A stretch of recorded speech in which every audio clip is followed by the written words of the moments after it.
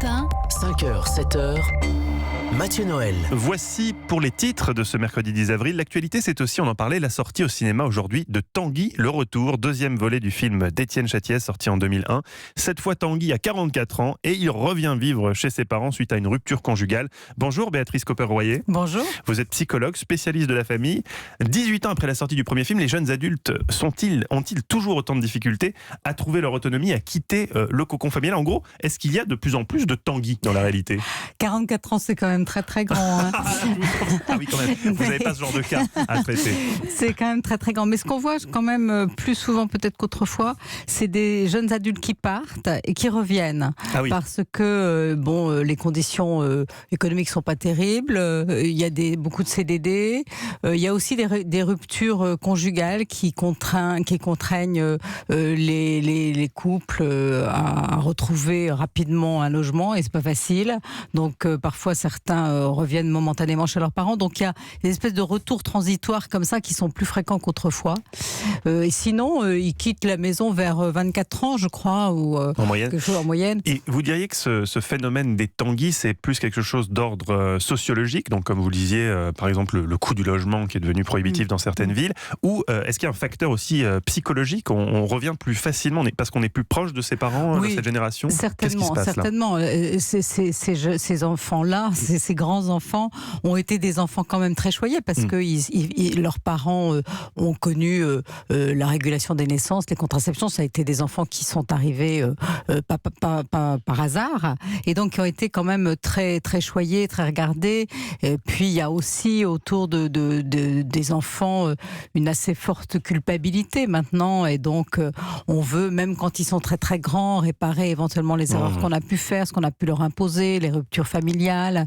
Et donc les parents sont prêts un peu à tout pour satisfaire leurs enfants et pour être aimés d'eux. Et est-ce que c'est sain psychologiquement, ça? Ou est-ce que les parents doivent essayer au contraire de déculpabiliser? Je crois qu'il y a un moment où il faut les laisser partir. Je crois que ce qui est important, c'est d'aider le jeune à acquérir sa liberté. C'est ça qui est fort.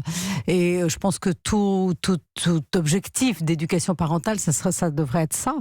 Aujourd'hui, il y a une espèce de souci aussi de contrôle qui est très fort, parce qu'il y a une angoisse sécuritaire qui est forte. Les enfants sont élevés, ils sont débrouillards certes, mais ils sont quand même élevés sous contrôle. On les laisse pas faire n'importe quoi, et puis il y a ce fameux téléphone qui est comme une espèce de cordon ombilical et qu'on ne coupe jamais. Voilà, et qui se prolonge très très longtemps. Et en gros, d'après votre expérience de psychologue, dites-nous à partir de quel âge il est psychologiquement recommandé, pour leur bien-être à eux bien sûr, de les foutre dehors? Mais je crois qu'il n'y a pas un âge, mais d'abord ça se fait un peu à dose homéopathique. Il faut leur apprendre depuis qu'ils sont tout petits qu'ils peuvent être en sécurité loin de chez leurs parents.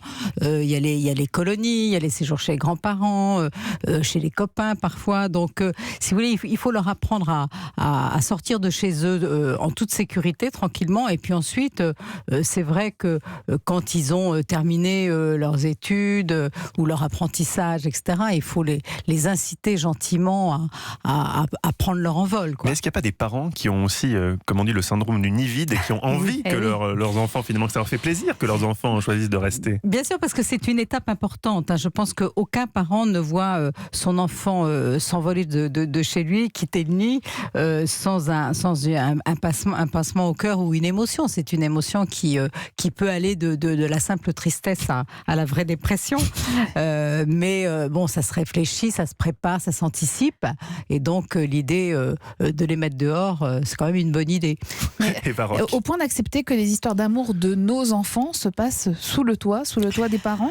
Alors, c'est ça aussi qui prolonge, je pense, le séjour des enfants chez leurs parents, c'est qu'ils n'ont plus grand-chose à conquérir, puisque c'est extrêmement banal, quand on a 16-17 ans, d'amener son copain, voire de partir en vacances avec lui. Ce qui n'était pas le cas avant. Ce qui n'était pas du tout le cas. Avant, on avait besoin de sortir du foyer familial. On n'avait qu'une envie quand même, c'était d'aller vivre notre vie amoureuse ailleurs. Et donc, c'était un vrai moteur, une vraie motivation. Maintenant, il y en a moins des motivations. Ils ont moins de choses à conquérir. Oui. Eva, vous avez une autre question? Parce que je vous sens très intéressée quand même par ce sujet. Non, mais vous venez de publier un livre sur les familles recomposées. Je me demandais, est-ce que la séparation des parents influence aussi la prise d'autonomie plus tard? Oui, certainement. Et surtout, la séparation des parents, elle induit beaucoup de culpabilité chez les parents. Et donc, un gros sentiment qu'il faut absolument réparer, éventuellement les blessures qu'on a pu leur infliger. Et donc, il y a un sentiment que, au fond, ils peuvent tout demander et qu'on va, on va faire tout ce qu'il faut pour les satisfaire. Je crois qu'effectivement, les recompositions familiales, ruptures familiales pèsent pas mal dans ce phénomène-là. Merci beaucoup Béatrice Copperoyer. On rappelle que vous êtes psychologue spécialiste de la famille. Merci d'avoir été avec nous ce matin sur Europe 1. Merci.